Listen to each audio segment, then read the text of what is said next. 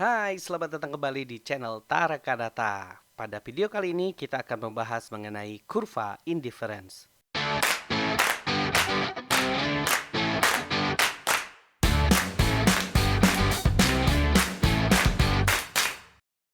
Kurva indifference adalah suatu kurva yang menunjukkan titik-titik kombinasi antara jumlah barang X dan barang Y yang dikonsumsi pada tingkat kepuasan tertentu. Sebut saja di sini misalkan kita mempunyai dua barang, yaitu barang X dan barang Y. Untuk menunjukkan tingkat kepuasan konsumen, di sini saya mempunyai tiga kurva indifference, yaitu kurva I1, I2, dan I3. Seorang konsumen dapat menikmati barang X dan barang Y secara bersamaan pada titik A dengan tingkat kepuasan tertentu. Pada tingkat kepuasan yang sama juga, seorang konsumen bisa menikmati pada titik B.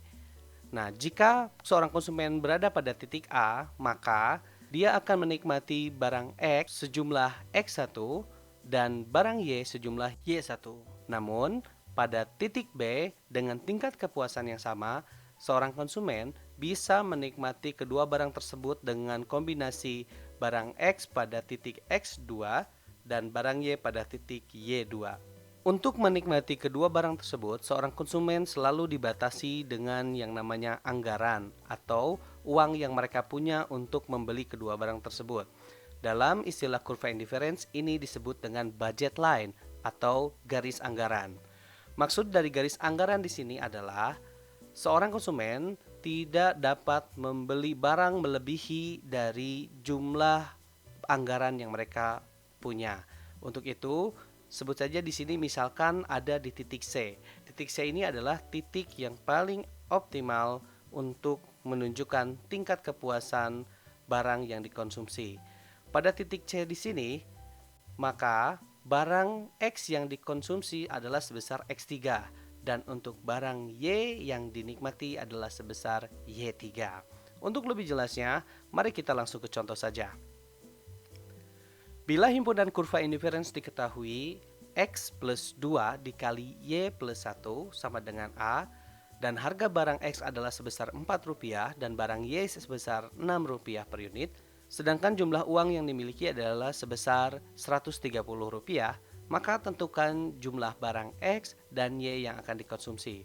Untuk menyelesaikan soal ini, pertama kita ketahui bahwa untuk persamaan kurva indifference-nya adalah X plus 2 kali Y plus 1 sama dengan A.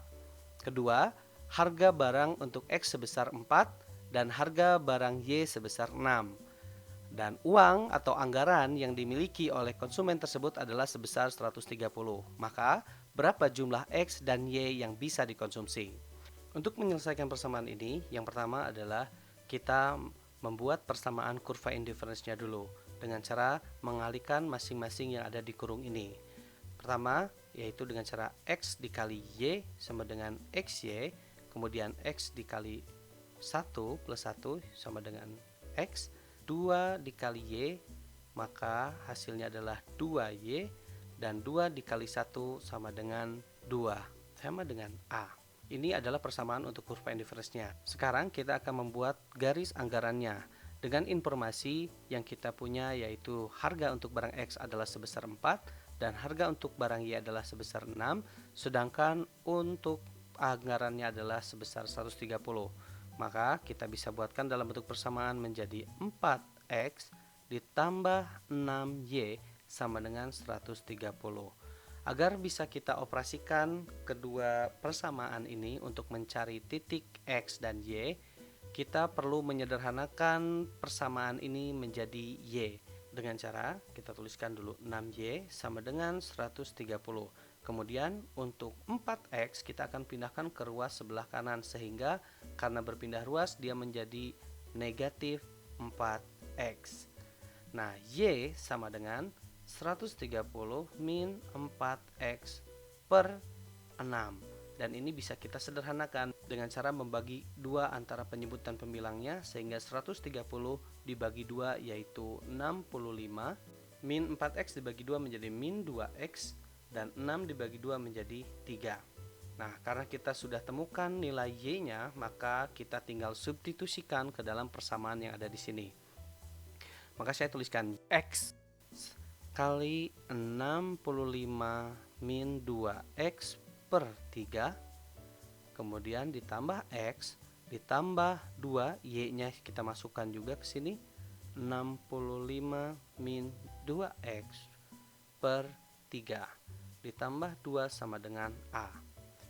Maka kita tinggal sederhanakan menjadi x kali 65, yaitu 65x min 2x kuadrat per 3 ditambah x ditambah 2 kali 65 menjadi 130, 2 dikali min 2x menjadi min 4x per 3 ditambah 2 sama dengan A.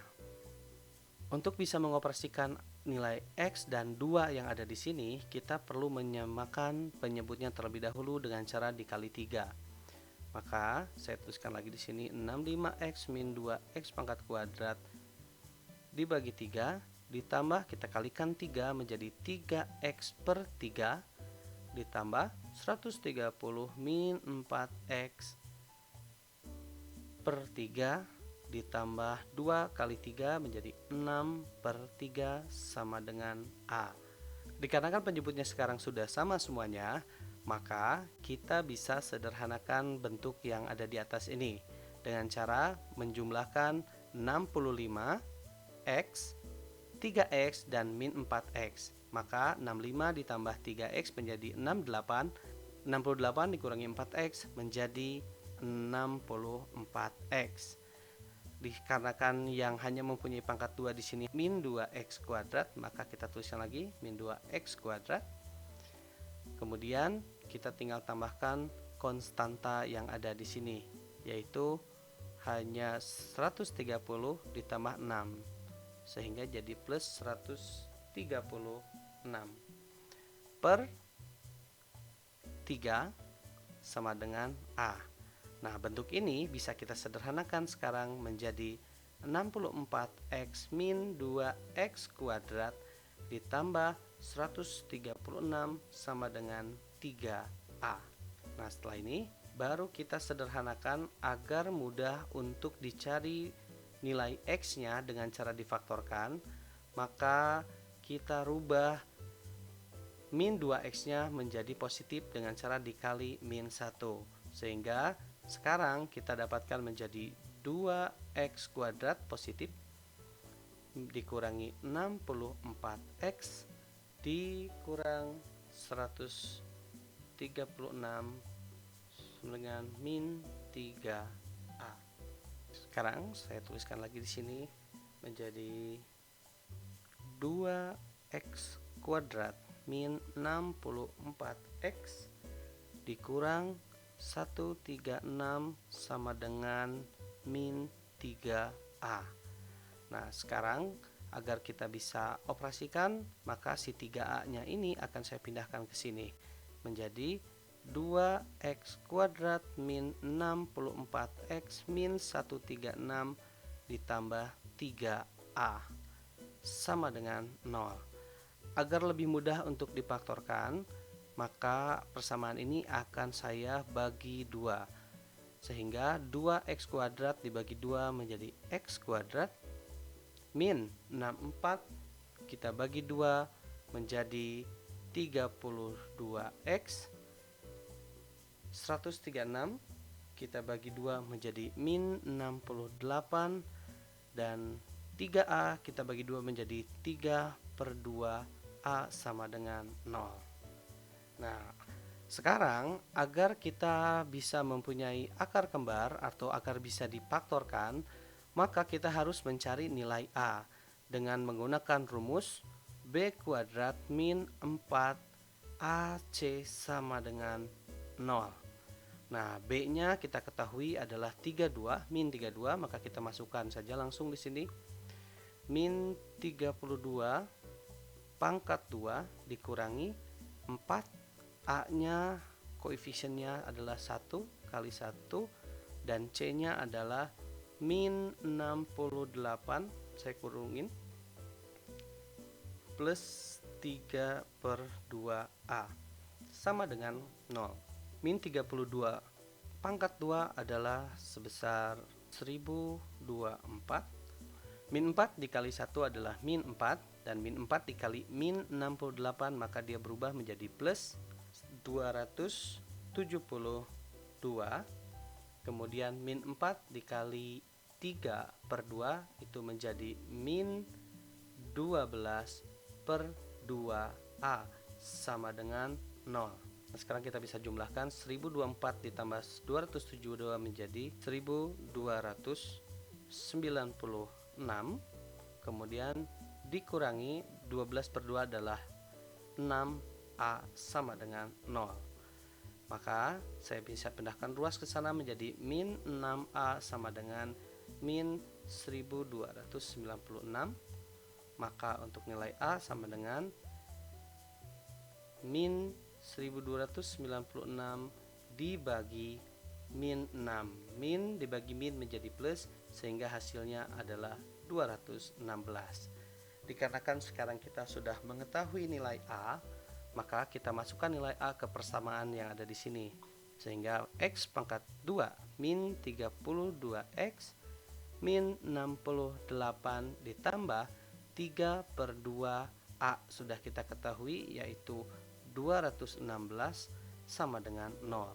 Oke, sekarang kita tuliskan kembali menjadi X pangkat 2 min 32X min 68 ditambah 3 dikali 216 dibagi 2, yaitu hasilnya adalah 324 sama dengan 0. Kemudian X pangkat 2 min 32X min 8 ditambah 324 menjadi plus 256 sama dengan 0. Karena kita sudah mempunyai persamaan kuadrat, maka untuk mencari nilai X, sekarang kita bisa faktorkan persamaan ini. Perkalian berapa yang menghasilkan 256 dengan selisih jika dijumlah menjadi 32? Atau dengan cara mudah, saya membagi 32 ini, kemudian dikuadratkan, maka hasilnya seperti ini. Maka saya dapat X min 16 dikali X min 16 sama dengan 0, sehingga nilai X nya adalah 16. Min 16 ditambah 16 adalah minus 32, dan min 16 dikali min 16 adalah 256.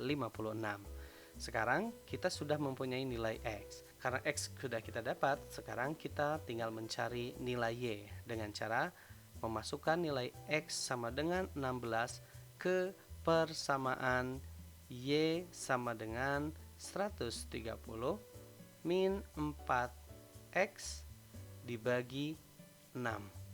Maka kita bisa dapatkan 130 dikurang 4 dikali 16, karena nilai X nya adalah 16, dibagi 6. Maka 130 dikurangi 4 kali 16, yaitu sebesar 64 dibagi 6 sama dengan 130 dikurangi 64, yaitu 66 dibagi 6 sama dengan 11. Maka sekarang kita temukan bahwa jumlah barang X yang dikonsumsi adalah sebesar 16 unit, dan untuk barang Y yang dikonsumsi adalah 11 unit.